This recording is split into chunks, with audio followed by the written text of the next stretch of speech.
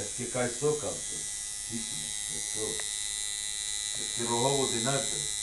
Amare nešto z njih akka ti ne deskartati, ale men keoka sa te kade se bude. Leske nakape gavčovina, leske sedačka sam. O sedačka gavčovac upravo, to je rozde. Amare podi njegde, da je Andrangličko na sona sa zlači sa nevisom. Kad se nazla avljam lijep prihvatiti.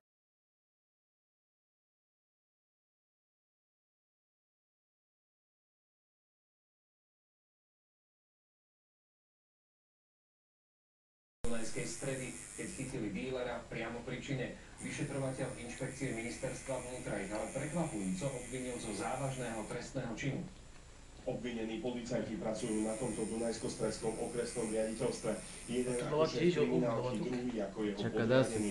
Obaja sú obvinení, pretože podľa našich informácií mali zneužiť svoju právomoc, spravodlivosť a navádzať na trestnú činnosť. Pokyne na znesenie obvinení vydal dozorujúci prokurátor. Takto dopadla práca policajtov na prípade drogového dílera. Podľa našich informácií na ňom dvojica spoločne pracovala. Už dlhšie mali vystupovaného dílera, ktorý drogy distribuoval v okolí Dunajskej stredy. Pripravili záťah, kde ho chytili aj s tovarom. Spomínaní policajti odhalili závažnú trestnú činnosť. Díler putoval za mreže a tak sa zdalo, že ďalší prípad je za nimi. Vtedy ale ani zďaleka netušili, že ich už má na stole, tak povediať, za rozpracovaných vyšetrovateľ inšpekcie, za krátko ich aj obvinil. Polícia musí za každým postupovať v súlade so zákonom a používať len zákonné prostriedky. V tomto prípade to tak pravdepodobne nebolo. Policajti mali vraj pri akcii na vylákanie dílera využiť volávku, ktorá nebola oficiálnym agentom.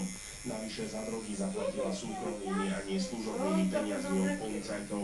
To je podľa našich informácií z policajného prostredia aj bežnou praxou vtedy, keď nie je čas na papierovačky a treba rýchlo zakročiť. Niekomu tým ale možno poriadne ležali v žalúdku a tak policajtov. Údajný šéf východniarskej bandy prezývaný Senát súdu, ktorý ho pred rokom poslal za najťažšie zločiny na doživotný trest, musí v jeho prípade pokračovať v pojednávaní. Na súd sa priviezol šiatým luxusným autom, ktoré šoférovali Robert. Červené mikiny a s postavou športovca je muž, ktorého polícia s prokuratúrou úspešne držala vo väzbe 54 mesiacov, teda 4,5 roka. Od minulej stredy je voľný, ale stále s obžalobou na krku aj za vraždu človeka. Pokiaľ prokuratúra neprinesie nejaké nové dôkazy, nie je možné ustaviť.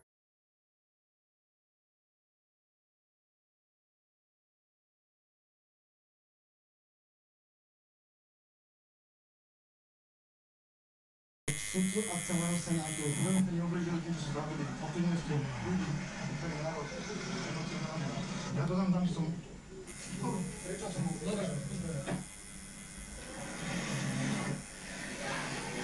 Súd o námietke zaujatosti nekonal, pretože sa týkala procesného charakteru. Raz sa zvyško televízia Joj. Slováci začínajú vyhrávať nad ťažkým súperom. Ten na nás pol roka mieril nebezpečnými zbraniami a viacerí mu podľahli.